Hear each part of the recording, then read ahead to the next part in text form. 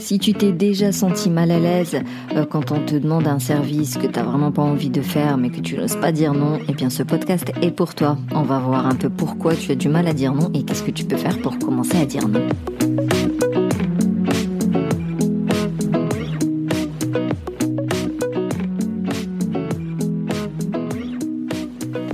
Coucou, bienvenue au Café des Burnies, le podcast qui prend soin des nanas en burn-out.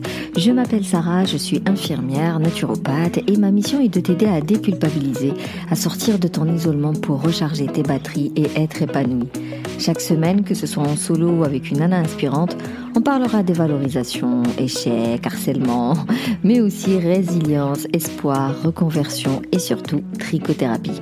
Et pour aller plus loin, pour faire le point sur ta situation et voir comment je peux t'aider à recharger tes batteries, à retrouver ton peps, à avoir un quotidien plus serein mais plus sain aussi, plus léger à vivre, voire même à trouver ta reconversion professionnelle, eh bien je t'encourage à réserver ton appel diagnostic. On prendra le temps de discuter, de faire connaissance. Si je peux t'aider, je te propose mes solutions. Sinon, je t'oriente vers ce qui me semble le plus pertinent pour toi. Maintenant, détends les épaules, cohérence cardiaque et profite pleinement de cet épisode.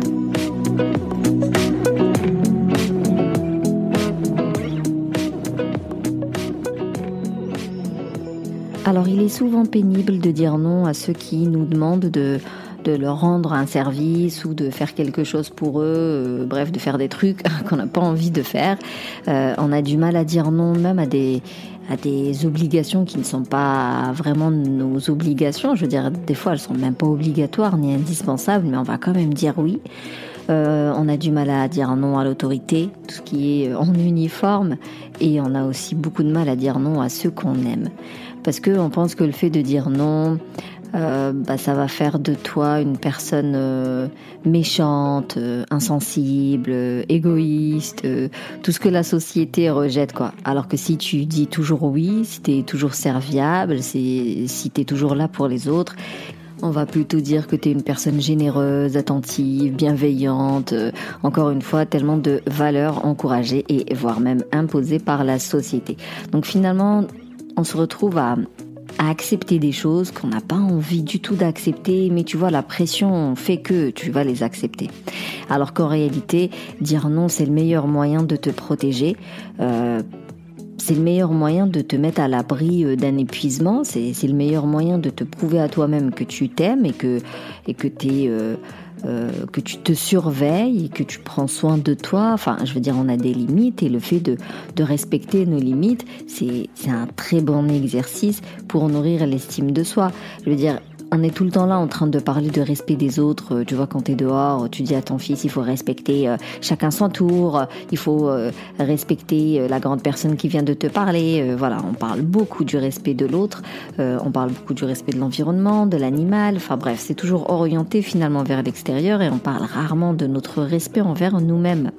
Alors que, si tu veux être bien dans ta peau, si tu veux pouvoir t'affirmer quand on a besoin, si tu veux bien dormir la nuit, si tu veux éviter la fatigue, si tu veux éviter le stress, si tu veux éviter le burn-out, il est plus que recommandé d'identifier tes limites et de les respecter. Parce qu'en fait, tu vas pas demander à ta personne de faire plus qu'elle ne peut. C'est pas humain. Et le souci avec ce refus de dire non, il est beaucoup plus complexe et beaucoup plus profond que ça. On va forcément remonter à l'enfance. Comment ça s'est passé à ce moment-là ? Quel était ton rapport avec l'adulte à ce moment-là ? Comment tu réagissais pour plaire ou au contraire, est-ce que tu étais plutôt un enfant rebelle qui disait non automatiquement à tout ? Donc vraiment, est-ce que je suis un enfant qui s'adapte tout le temps ? C'est-à-dire que, on est bien d'accord, dans le développement personnel, on va souvent parler de l'état du moi parent. C'est la partie de nous où nous avons enregistré les façons d'être, de penser et de sentir et de se comporter de nos parents. Il y a l'état de moi adulte, c'est la partie de notre personnalité où nous pensons, ressentons, c'est-à-dire nos comportements sont en accord avec la situation là, maintenant, tout de suite. Et puis il y a l'état de moi enfant, c'est la partie que nous avons emmagasiné, toute notre expérience du passé. Et quand on est souvent en mode enfant, on aura soit tendance à s'adapter ou alors à se rebeller. Et quand on s'adapte, c'est un peu comme tu le faisais quand tu étais petite. C'est-à-dire que tes parents, tu te sens toute petite devant eux et puis ils t'ont répété sans cesse qu'il fallait obéir, qu'il fallait écouter, respecter les règles. Tu fais pas ci, tu fais ça. Si tu le fais pas, je te punis. Voilà, il y avait toute cette ambiance-là. Et du coup, tu as du mal à dire ce que tu penses ou ce que tu veux. Alors, bien évidemment, attention, tous les enfants n'ont pas baigné dans cette ambiance-là.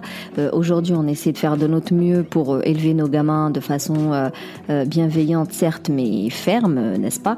Mais voilà, il est vrai qu'avant, la majorité avait d'autres soucis et du coup, on était plutôt dans des éducations strictes, carrées, et donc oui, là, tu n'avais pas trop la possibilité de dire ce que tu veux ou ce que tu penses. Voilà, celle qui a grandi dans ce format-là, même en étant adulte, il va y avoir des personnes qui vont lui donner cette sensation-là où elle va se sentir petite et vraiment comme si en face c'était le parent, et du coup, elle va tout faire pour plaire et pour respecter les règles. C'est pour ça qu'il est important d'identifier les sphères dans lesquelles tu es la plus vulnérable, ou les personnes face à qui tu régresses le plus. Ça va te permettre de trier et de te préparer en amont. Voilà, ça va te permettre de mettre des actions en place.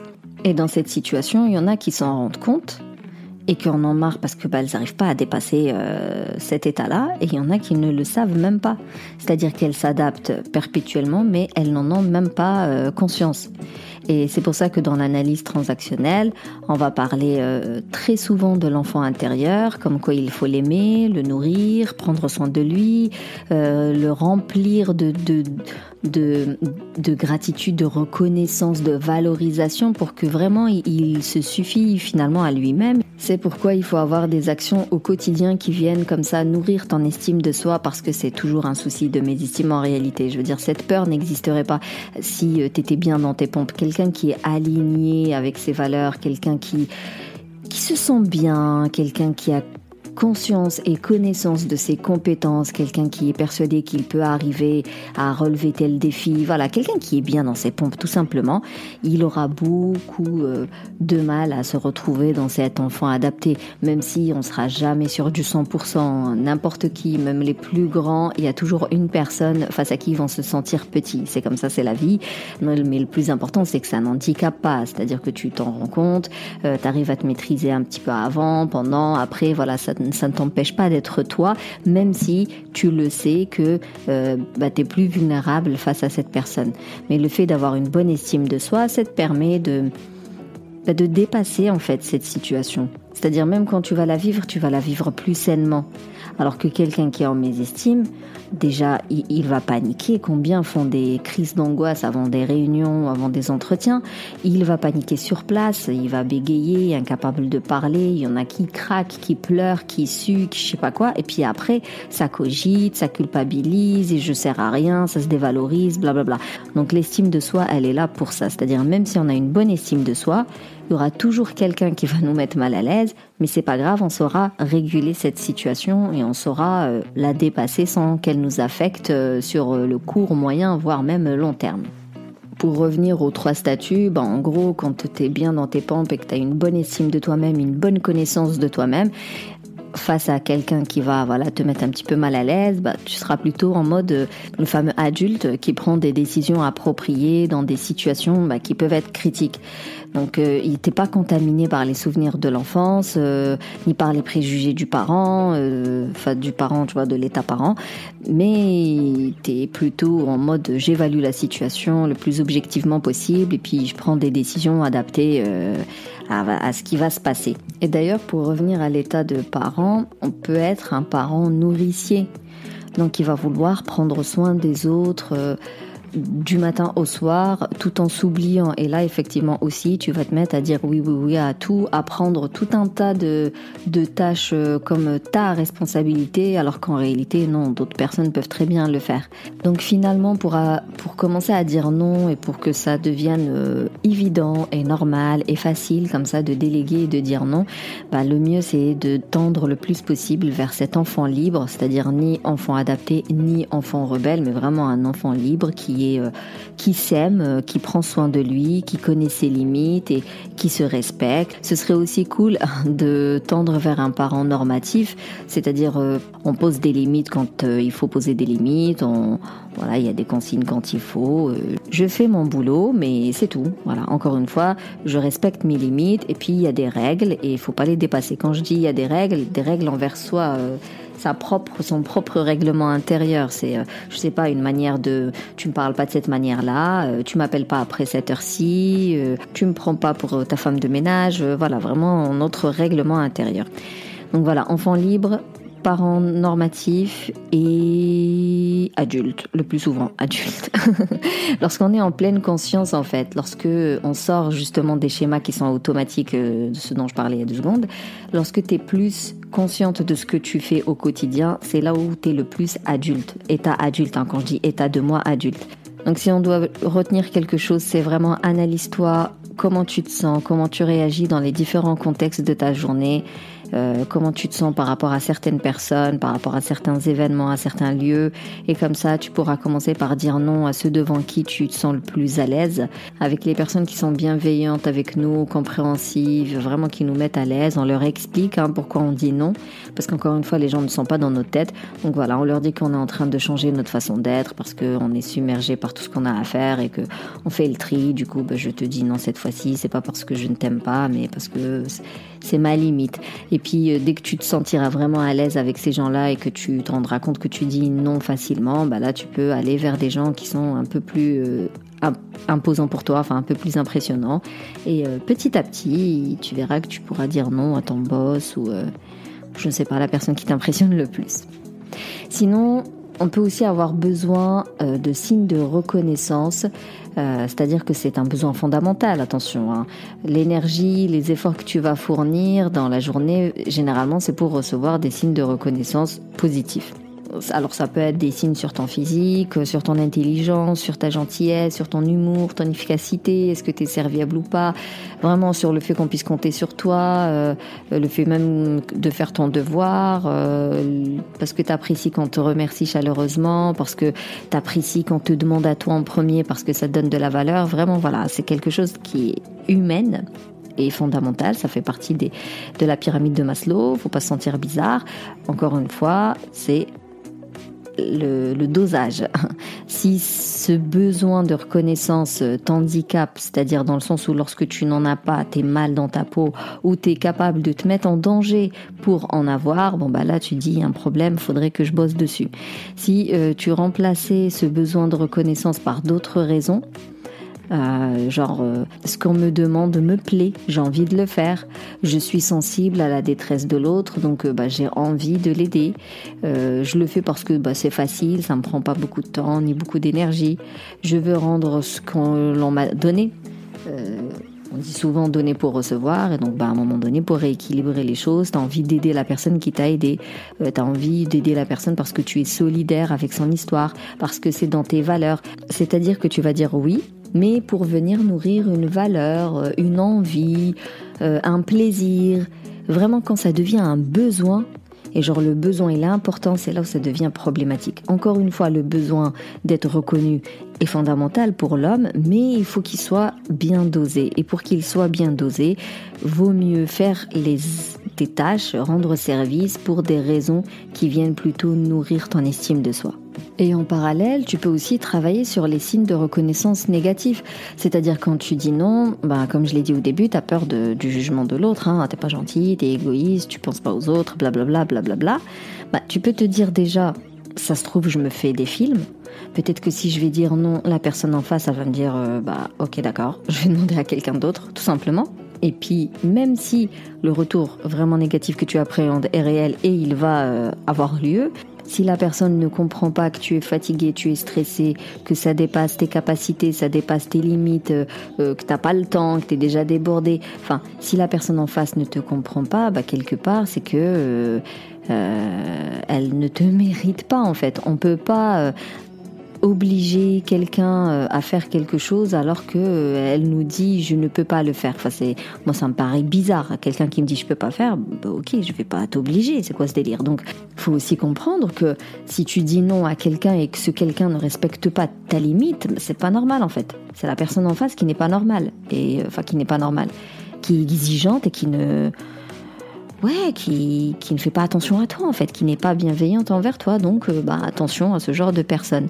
Donc le fait que l'autre personne, celle d'en face, réagit mal, c'est sans problème. Ça ne t'appartient pas et t'as pas d'impact dessus et t'as pas à le régler. Tu t'en occupes pas au final. Tu comprends juste et vraiment il faut que tu sois convaincu que si je dis non, c'est parce que je ne peux pas et j'ai tout à fait le droit de dire non parce que je ne peux pas.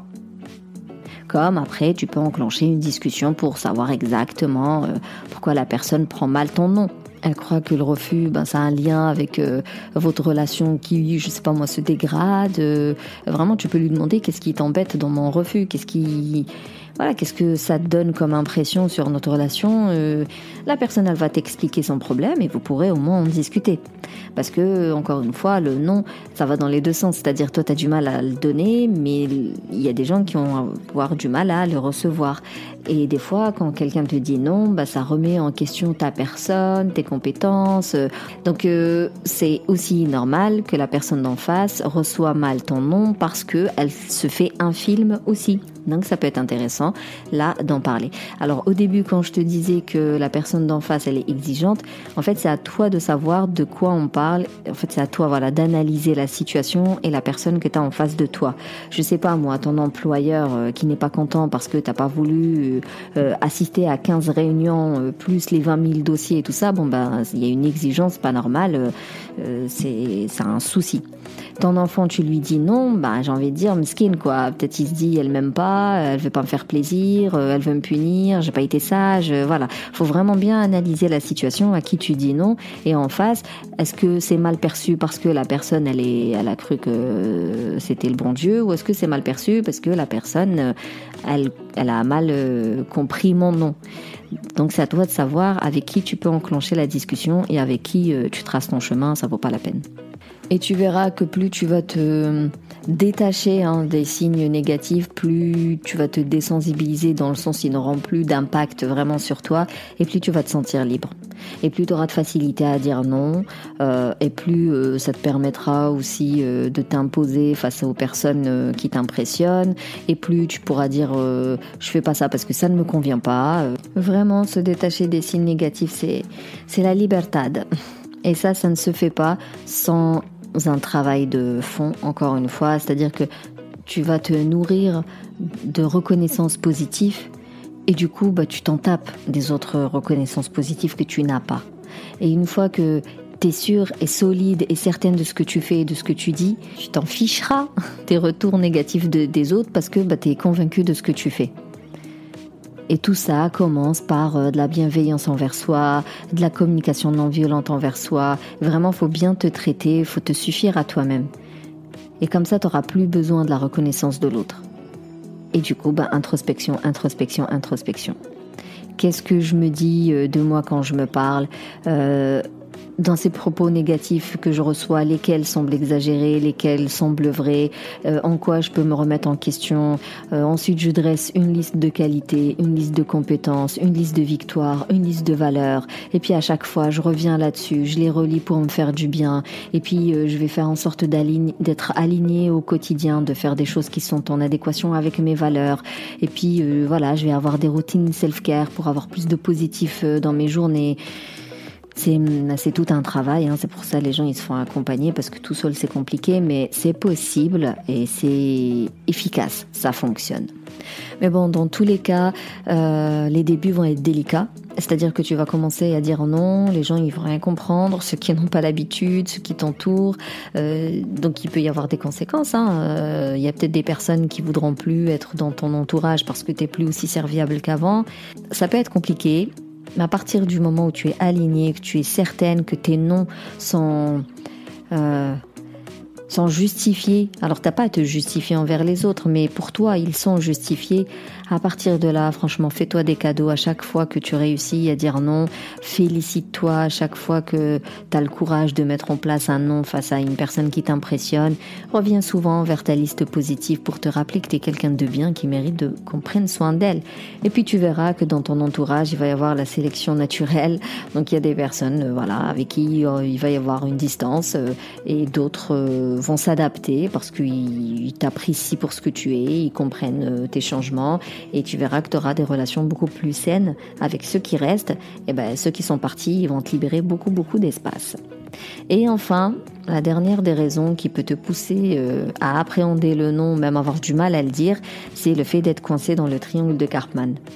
Le triangle de Karpman, c'est le fameux triangle dramatique où tu as 3 points, donc sauveur, victime et bourreau. En fait, quand tu as du mal à dire non et que tu dis oui à tout, généralement, c'est tes sauveurs. Voilà, c'est soit t'es sauveur par rapport à quelqu'un qui est plus démuni que toi, soit t'es sauveur parce qu'on vient te solliciter à fond et que tu as l'impression d'être indispensable. Mais le souci, c'est que du sauveur, tu deviens très vite victime. Tu deviens très vite victime quand t'as pas la reconnaissance qui va avec ton geste. Et puis tu deviens très persécuteur quand t'es fatigué en fait d'aider la victime et que tu lui reproches de ne pas se prendre en main, de ne pas fournir assez d'efforts, de ne pas t'écouter, de ne pas faire le nécessaire pour sortir de son souci. Alors rapidement, pour savoir si tu es dans le triangle dramatique et savoir si tu es plutôt sauveur dans tes prises de décision, tu peux te demander, est-ce que tu dis oui même si la demande n'est pas claire ? Est-ce que tu dis oui même si tu n'es pas compétente pour ? Est-ce que tu te retrouves à faire la moitié du boulot ? Genre quelqu'un il te dit viens m'aider et au final tu te retrouves à faire la moitié du devoir de ton fils ou à faire la moitié du projet et voilà, tu fais la moitié du truc à la place de l'autre. Est-ce que tu fais les tâches parce qu'on te l'a demandé et pourtant tu n'avais aucune envie de les faire ? Est-ce que tu continues à rendre service alors que ta journée elle était surchargée, que tu es sur les rotules ? Est-ce que tu te mets en 4 pour aider un collègue ou un partenaire de vie ou une tante ou je ne sais qui ? Et t'oublies de garder du temps pour toi, t'oublies de prendre soin de toi, t'oublies même de faire ton travail à toi à force d'aider les autres. Et après, comme je t'ai dit, quand tu vas passer à la chaise de victime, ça va être je me sens manipulée, abusée par ceux qui me sollicitent plus, on me laisse jamais tranquille, c'est toujours à moi de faire, il y a personne qui m'aide.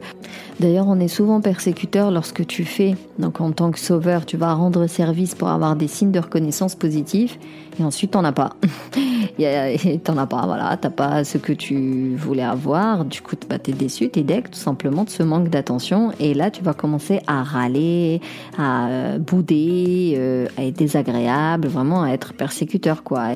Et la seule solution, c'est de sortir de ce triangle. Il n'y a rien d'autre à faire. Et pour sortir de ce triangle, il y a un travail sur soi, encore une fois, qui est nécessaire. Et ensuite, il faut comprendre la différence entre aider et vraiment aider. Tu vois, l'histoire du poisson, au lieu de pêcher du poisson tous les jours, je sais plus qui, vaut mieux lui apprendre à pêcher. Donc là, pareil, si on vient te solliciter, t'essaies de trouver des alternatives ou de pousser la personne juste de lui donner des outils pour qu'elle s'en sorte toute seule. Donc quand on vient te solliciter, tu prends quelques minutes, tu dis pas oui tout de suite, tu prends quelques minutes pour réfléchir, est-ce que vraiment je peux dire oui ou non ? Après, une fois que tu as envie de dire non, tu compatis, la personne tu lui dis que je comprends pourquoi tu me demandes de l'aide, je comprends ta situation et tu lui proposes des solutions. Mais des solutions qui sont durables, c'est-à-dire qu'elle peut mener elle-même, qu'elle peut faire elle-même. Et si vraiment elle peut pas le faire, est-ce qu'il y a quelqu'un d'autre qui peut le faire ? Pas toi, mais quelqu'un d'autre. Des fois, il faut même demander, est-ce que c'est important de le faire maintenant ? Est-ce qu'on peut pas le décaler à un autre moment où je serai disponible ? Est-ce que on peut pas changer aussi, c'est-à-dire on fait pas comme d'habitude, on peut faire autrement, parce que autrement ça va me convenir vu que peut-être j'aurai moins de choses à faire ou parce que c'est dans un créneau qui m'arrange. Voilà, est-ce qu'on peut pas faire autrement ? Vraiment, voilà, une discussion en fait. Au lieu de dire oui tout de suite, on se pose et on réfléchit. Et c'est pour ça que je disais, il va y avoir une sélection naturelle. C'est qu'il y a des personnes qui sont dans le même triangle que toi, donc elles sont victimes au moment où elles te demandent de l'aide. quand tu vas commencer à leur dire vas-y tiens les outils et tu te débrouilles, ou quand elles vont se rendre compte que le sauveur il peut pas les aider, elles vont devenir persécuteurs. Et c'est là où elles vont pas être contentes, parce que t'es pas une bonne amie, parce que tu sers à rien, et c'est là où ils vont prendre de la distance, ils vont aller se chercher un autre sauveur. Un persécuteur, il a besoin d'une victime. Si tu n'es pas une victime, elle va voir ailleurs. Pareil d'ailleurs, un sauveur aussi, il a besoin d'une victime, et si t'es pas une victime, il va voir ailleurs. Donc vraiment, il va y avoir une sélection dans ton environnement, où tu auras des personnes autour de toi qui sont relativement saines, j'ai envie de dire.